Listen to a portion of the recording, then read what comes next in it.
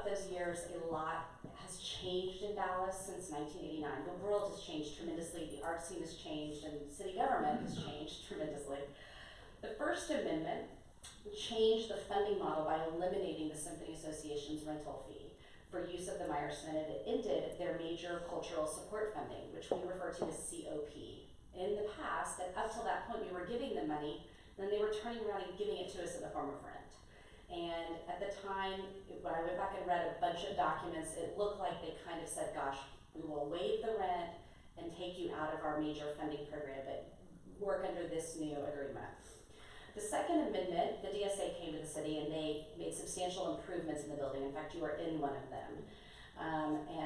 This amendment allowed for the symphony to design, construct, and install improvements to the Meyerson, a recording studio, Horchow, and other spaces, which we are truly grateful for.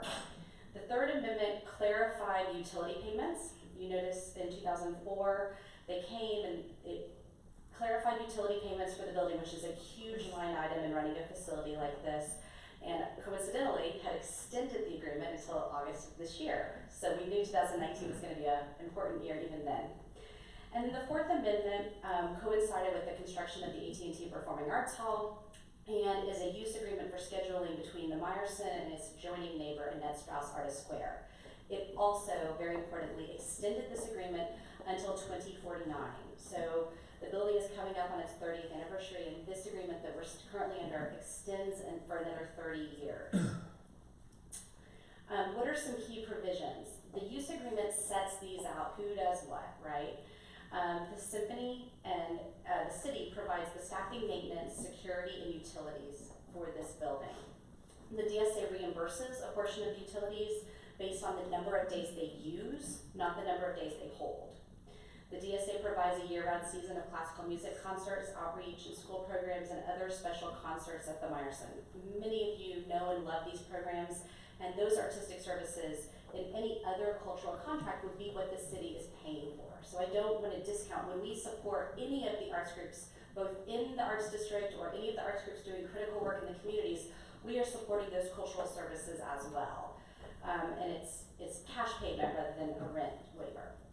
We schedule the venue, the city schedules the venue under a use agreement that's laid out in the contract, whereby the symphony requests the dates by September 30th of each year for the following September 1st through August 31st, starting the following year. And so the symphony gets first priority on dates, and they're always about 2 years ahead of us, which is just the way we have managed those date bookings. And then, based on the balance, the city is free to work with other local cultural organizations, many of which we'll talk about. We call those grandfathered users, as well as rentals that, they might be completely new to Dallas. So they say a company meeting for the dates that are not held for use by the symphony. This is a current organizational chart. It's been really interesting when you have to remind people sometimes of all of the people. I'm looking at the former general manager. It takes to run this place 365 days a year. Buildings are living, breathing, aging entities. And I came from the Perot Museum, and I can't believe, it's no longer new. If you're at APAC, it's 10 years old. And buildings take this blue operational entity to keep them functional and cared for and operational. So we have an event specialist services team. We obviously have supervisors with 30 ushers, those are part-time. And then our techs and our electricians are what make the building work, lighting and all of the technical support for each show. Over time, however, the city's expenses have increased and revenues have decreased. When DSA date holds increased, the city was unable to book other revenue generating events. The DSA events increase city expenses across the board, be it personnel, security, custodial, utilities, and maintenance. Other facility users pay those fees, and the DSA does not, per the use agreement. And as you all know, competition in the arts district is always increasing, both from the rental perspective, so the competition for dates, as well as the number of venues. And when you look back at the original documents from the 90s, the Symphony Center was kind of the only similar like venue, and then the city built the Moody. So in some ways we increased the competition. The WinSphere got built. So there also is more competition within the district. However, over time, this is not a pretty picture from a financial standpoint of our expenses and our revenues. And we have looked long and hard at how we could get back to break even, but it is a very, very tough mountain to climb. Since I've been at the city, we have negotiated, or purchasing has negotiated new janitorial contracts, which are providing tremendously improved services, but they do cost more, and this building deserves it. We have renegotiated our security contract. Those expenses are real, and as anyone knows who hires and buys services, they sometimes increase faster than revenues. Beyond operations, we cannot deny that the deferred maintenance tab has also grown. The City of Dallas did not put any money into cultural facilities in the 2012 bond program. The 2006 bond program was the largest bond program ever passed, and the next bond program was a leaner bond program, and unfortunately this building and most of the cultural facilities, I think all of the cultural facilities got nothing. So there was no bond money put into facilities between 2006 and the 2017 bond program, which is what we are currently operating under. So we estimate, and I still believe these are conservative estimates, but the current number is 11.9 million in major deferred maintenance. When you look at this list, you understand how that adds up. Elevator modernization, plumbing and restroom ADA compliance if you've been to bathrooms, roof replacement, walk around the lobby, fire systems, HVAC, canopy lighting and sound systems in the concert hall. The reverb doors, which are on the bond program, the little asterisks do mean they have bond money coming. And then power washing and sealing the building's interior is just something that needs to be done. And then what's not included are what I would kind of consider essential cosmetic repairs. So the symphony came to us about a year ago, and during the cultural plan, we learned the very first update that the City of Dallas, boy, we love to build buildings and we love to manage and operate them, and the City of Dallas was spending twice on buildings and maintaining and operating buildings than we were on buying cultural services. And buildings, as we know, need to be operated 365 days a year, whether or not a group is rehearsing, auditioning, or performing in them. And so it's a little bit out of whack balance. And so the symphony came to us and said, gosh, there has to be a better way. People have not been happy under this scenario in a long time. And so we have been in discussion with them, what would it look like if the symphony were able to manage their facility, but to do so under the new values and goals of the 2018 updated cultural plan. And so this is kind of what's on the table today. Literally, good ideas are coming in every hour, which is why we're here tonight. It will amend the agreement to become a 99-year lease of the Meyerson land and improvements, subject to a reverter. We're going to talk long and hard about what a reverter is. The City of Dallas does not let people have an agreement to take a building and then build a luxury office building inside of it. So the reverter says you have to do it for the intended use, which is orchestral music. And the City of Dallas has done this with other facilities, most notably the old municipal building on Main Street Gardens for the UNT Law School. So if you're wondering, has this ever been done, the answer is yes, and it's provided for under state law. So under this, the DSA will use the Meyerson primarily for orchestral music-related events and for other music and cultural events, which is what we do now. That will not change. If the DSA fails to use the Meyerson in that manner, the city would have to terminate this agreement and renegotiate. So it would revert. The DSA will become responsible for all operation and maintenance costs of the property following a 6-year wind down from city financial support for such costs. This transition period shall allow the DSA to ramp up their earned income and address long deferred maintenance issues during this time. And it should say for the city. We have bond money that's already been committed, $3.85 million in the 2017 bond, but we do recognize that we have catch up to do since our past performance. The city commits to expending dedicated capital funds for deferred maintenance, and there's 2006 and 2017 bond money that has not been employed here. So what does that 6-year wind down look like? It would bump up in years 1 and 2, allowing us to play catch up and get back on top of things, and for them to have extra support for increasing their sales team and other staffing. By year 4, it would come down and the city would already be saving money each year. If you remember the loss of 1.8 something per year. And then it would come down in years 5 and 6 to $750,000 level. Following this wind down period of 6 years, the symphony would go back into our cultural organizations program, which is our annual program. If you love the DMA, if you love the Perot, if you love any of the other arts district major entities, they go through COP, and there's monthly reporting and annual reporting, and the citizen or resident review panels are very much, it's a very established program. It's governed by the allocations committee of the Cultural Affairs Commission, not staff. We work with the allocations committee to come up with those funding recommendations. I think sometimes there's this myth that 3 people at the OCA decide those levels. That is not the case. Importantly, we have some really important pieces of public art at the Meyerson that people know and love. The Ellsworth Kelly panels, which are worth millions of dollars, will remain city property, on display at the Meyerson at site-specific work, and the city will continue to maintain and care for that as part of our public art program. And the city will follow established policy and protocol for existing employees. And the symphony recognizes that they're going to have to build a team. And so we have done that recently with the fair and the convention center. It's a really important piece, recognizing the tremendous dedication of our team and recognizing what the symphony has to build here.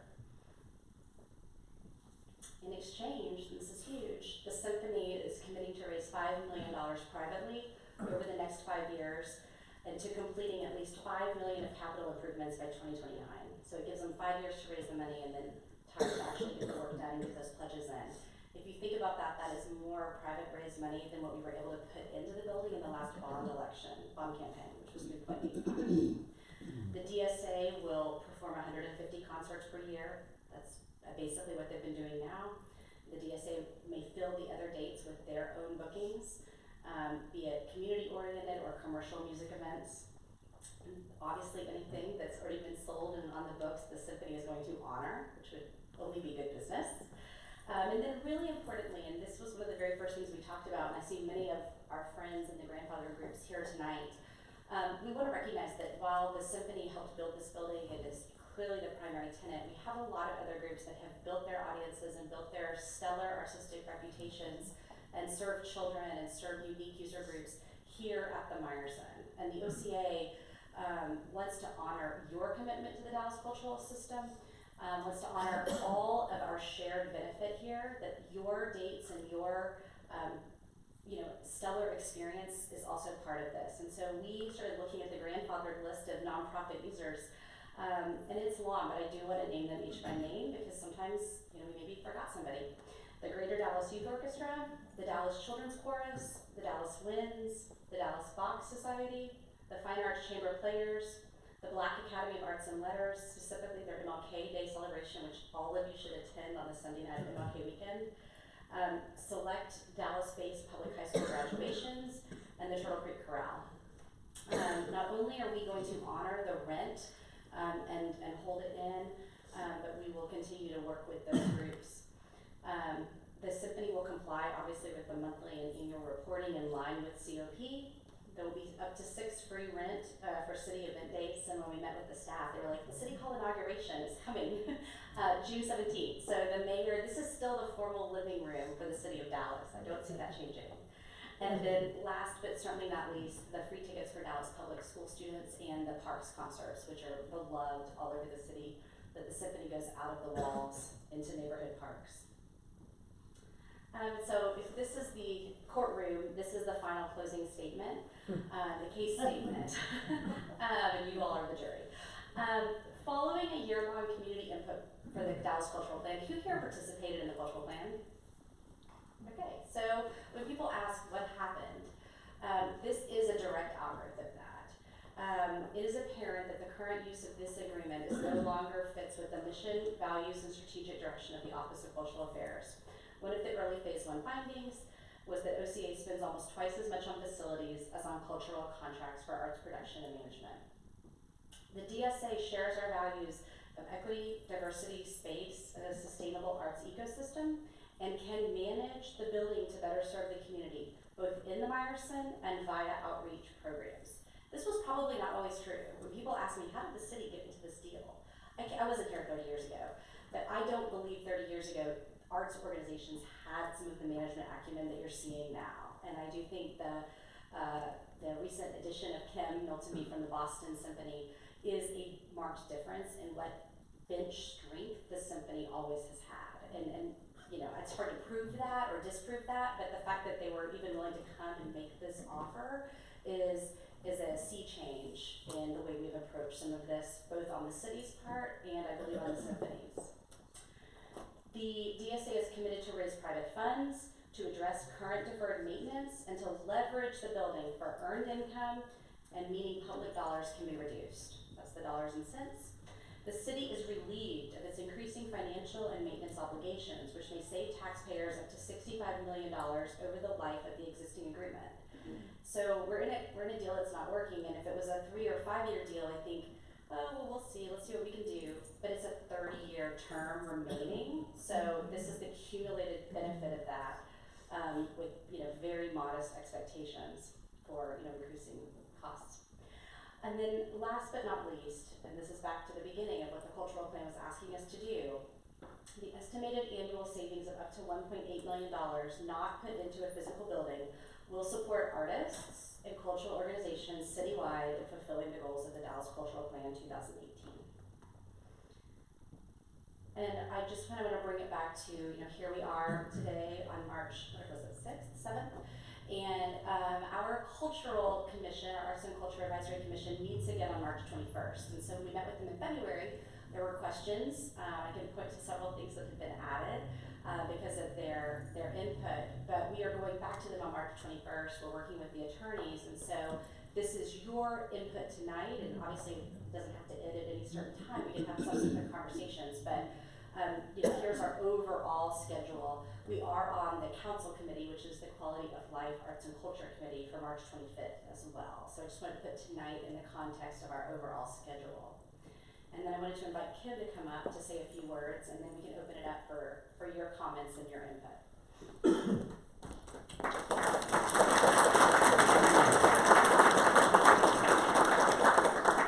Thanks, Jennifer. As she said, I came from the Boston Symphony, which, just for context, is about 3 times larger an organization than the Dallas Symphony. So I mention that just so you understand that I have experience of that level in terms of running a facility of a larger magnitude than this facility, making sure that it's booked all the time. Symphony Hall in Boston was built in 1900. It's a historic landmark, so there were a lot of limitations and rules and regulations around that, and we were able to overcome all of that and make sure that the building is in tip-top condition.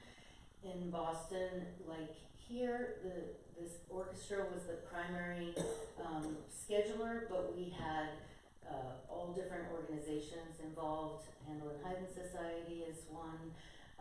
The Celebrity Series of Boston, those are 2 large resident organizations that use the hall all the time, and many smaller, and always looking for ways to bring more people into that building, as we would want to do here. So the goal really is to make sure this building is taken care of, it remains the incredible gem that it is, and that we bring many more people into the Meyerson on a regular basis through all different types of events. Jennifer mentioned briefly that we have 10 free community-oriented events that we'd like to schedule in addition to the city events. And so we are totally committed to working with everyone in the city of Dallas to make this the best possible transition that it could be, working with Jennifer and her team, presuming it all gets approved. And we will need to build a team to make it all happen, but I have done that before, and I know we can put together a fantastic group of people to do all of this. And I know many of you in this room, but I look forward to working with others who maybe have not worked with the Meyerson in a really long time and would like to start working with the building again. And I know many other people want to speak, so I'll keep my comments to that.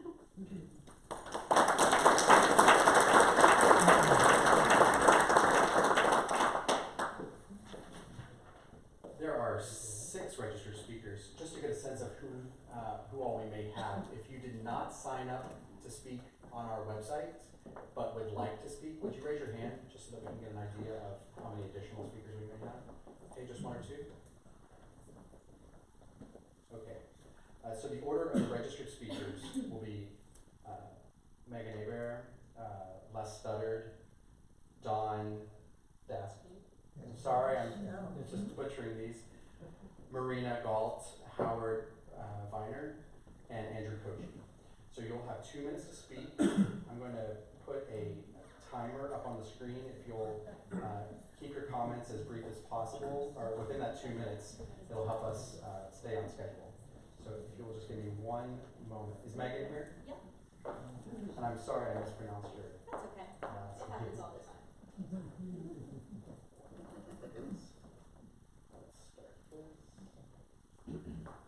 Good evening. My name is Megan Keeper and I'm Executive Director of Children's Chorus of Greater Dallas. We are one of the grandfathered organizations. I applaud OCA and DSA for starting the conversation on such a complicated subject. Anyone who has attended a performance lately has seen the worn carpets, the chipped paint, and the warded image on the ceilings. In addition, the current system is not optimizing usage of the space. This seems like a lost opportunity. However, I also believe that negotiating such a complicated contract, a 99-year lease, requires mindful and thoughtful consideration, and that takes time. I have some fears regarding this new arrangement and would like to present possible solutions for each that I ask be considered as negotiations progress. First, Children's Chorus has a commitment to those we serve, that they are worthy and deserving of creating beautiful music on the most prestigious stages in the city that is the Meyerson. But renting the Meyerson is a significant portion of our budget. I fear that after 10 years have passed, we will be bumped and replaced with more lucrative rentals. Therefore, I request that a year-to-year maximum rate increase is implemented so costs are controlled, ensuring grandfathered organizations can properly budget and anticipate rental costs, now and past the 10-year mark.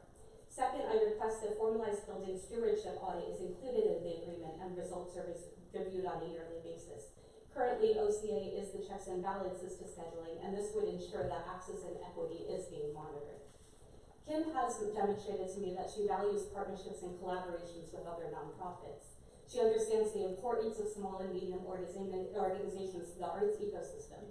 However, although I could be wrong, I don't expect Kim is planning to be CEO of Dallas Symphony for the entirety of this 99-year agreement. I therefore request that the 8 grandfathered organizations are included in these negotiations to provide feedback, guidance, and counsel regarding the long-term impact these decisions will have. As the inevitable leadership transitions happen during the lifetime of this agreement, that would provide a measure of security and give us all a voice. Thank you.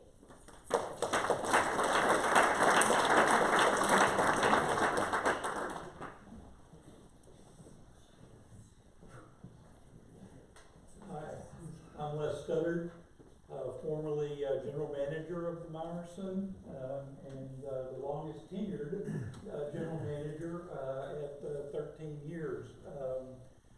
Worked closely with Debbie Pena. During all 13 years, Debbie preceded me here, and I didn't get the opportunity to work with Kim, although I studied up on Kim a little bit and her background with the Boston Symphony Orchestra, and I'm very confident that she has the skill set. She's already admitted to the fact that the Boston organization is a little larger budget than what we enjoy here, but they also have multiple venues that were in her purview, that were her responsibility to do the bookings and run the operations. I think that the last 30 years since the building opened, we've consistently had a great group of people with the city that have been here, but have always been challenged with limited budgets and limited opportunities to maintain the building properly. And we want to correct that, and we think that this model will do so. We think that we have the right people in place, properly motivated, and understanding what the challenges are. So I wish them well. If there's anything that I can do to assist in any way, I will be glad to be a volunteer in the cause. Again, I appreciate the symphony stepping up and offering this program, and I'm hopeful that the city will embrace it, and that our other users of the venue will see it as a benefit as well. Thank you.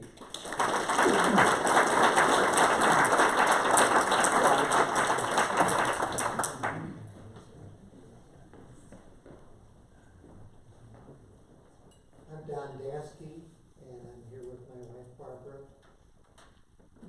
The city of Dallas and this whole metropolitan area can be very proud of the partnership between the symphony and the city of Dallas. This is a gem, and it's amazing how much time has passed since 1989. Wow. And it is a gem, and so we're not here to fix something that's broken. We're here to make something even better. As an idea of what can be accomplished with a gem, look at what's happened at the Dallas Zoo over the past few years. We moved from being managed by the city to being managed by an independent nonprofit. Lots of money has been invested in the zoo, and it's really taken the zoo to a whole different level. And I'm very optimistic that if you move the management of this facility to private hands, the nonprofit here that was proposed, that will enable us to take this gem for Dallas to a whole different level of success. You know, the presentation indicated deferred maintenance. Well, we need to fix that, and we need to get more private money in here to fix that, and we need to more efficiently schedule things here. Barbara and I both have great confidence that under Kim's leadership and successive presidents over the years of the symphony, this move will be very advantageous for the Meyerson, the city of Dallas, and this whole metropolitan area. Thank you very much.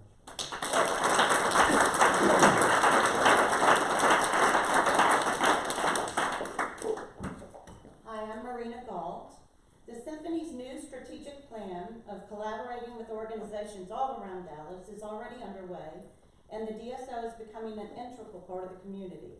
This is not just an idea, it is a reality with an expansion of DSO activities outside the Meyerson, including a significant education program in Southern Dallas where you will regularly see our CEO Kim tutoring and chatting with the children and their parents on the weekends. As Michael Sorrell says, she is walking the walk. Also implemented are additional parks concerts, DSO on the go events, and new partnerships with cultural partners as well as important social service organizations like CASA, Big Brother, Big Sisters, Big Thought. As a board member, I am so thrilled with the tremendous progress we have made in the past year, which is why my husband Roger and I decided to chair a fundraising campaign. Part of that will include the $5 million that the Symphony will raise as part of the proposed agreement to take over management of the Meyersons. Kim is the type of person who says what she means and does what she says. I know that she will put her full energy and business acumen into fulfilling the promise the DSO and she are making to the city to manage this building well, increase its usage, and ensure that it is open to all organizations and people. Not even a year ago, Roger and I suggested that Kim meet with Richie Butler, he married us, about an idea he had about the DSO playing a gospel concert as a fundraiser for Project Unity. Kim mobilized her team, determined how to fit it into the schedule, and the DSO enthusiastically promoted what was a sold-out Gospel Goes Classical concert last month. She's committed to our connecting the orchestra with the rest of the city, and she will do whatever she can in her role to help Dallas. There are many more examples, including her Southern Dallas initiative. I know she can do this. She did it in Boston, and let's make sure that we give Dallas a chance and let its stars shine brighter because of the symphony. Thank you.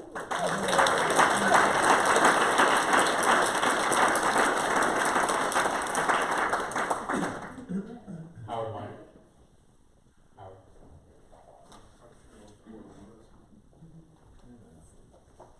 Good evening, my name is Howard Weiner. I'm a lifelong Dallasite and a enthusiastic patron of the Dallas Symphony. I also have a strong interest in Dallas's architectural heritage. I have spoken before the Cultural Commission on behalf of the Kalina Humphreys Theater in its unfortunate current state. I am concerned that the program that is proposed here lead to a better outcome for this very special building. The building is 30 years old, but it will be a historic architectural landmark. It is one of the most significant buildings in our city and in our country. And I would like to suggest that the list of values that were cited in the proposal that is being discussed include appropriate historic architectural preservation of this building for the indefinite future. That process is expensive. It has lots of administrative details, as Kim mentioned, and she is familiar with, but they do need to be followed to get the best outcome. And I'm also concerned about the health of the Dallas Symphony Association and the funding that it has to give us the wonderful orchestra that we enjoy throughout the year. So I would like to be sure that all of this meets good financial sense for the city, the citizens, and the orchestra. I finally have a question about the proposal, which is totally new to me since I saw the Wolanski article in the Dallas News. And that's, if the Kellys continue to belong to the city, how about the Cheetah sculpture outside? Thank you. We will answer that question after the speakers. I will defer my time to others. Oh, okay. Any additional, anyone else wishing to speak?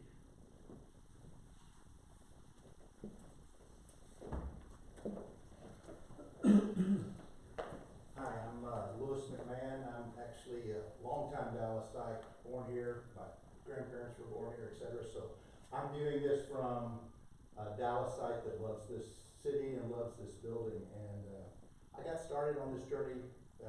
I'm with the Texas Instruments Foundation, was chair for the last 5-6 years, and we give money to the arts. And one of the things that I noticed since my job as a Texas Instruments employee for 37 years was to manage their worldwide facilities, that we were losing a grip on the maintenance.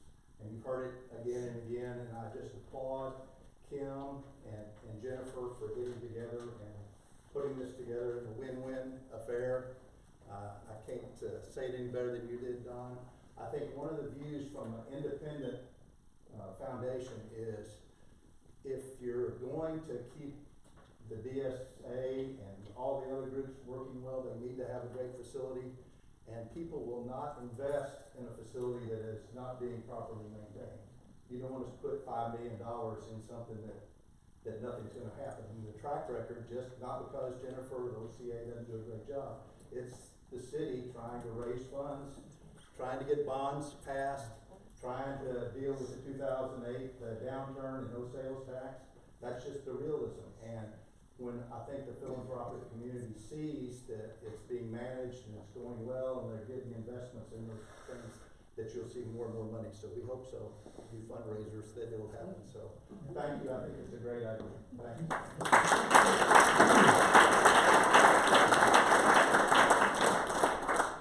Any additional speakers? Anybody?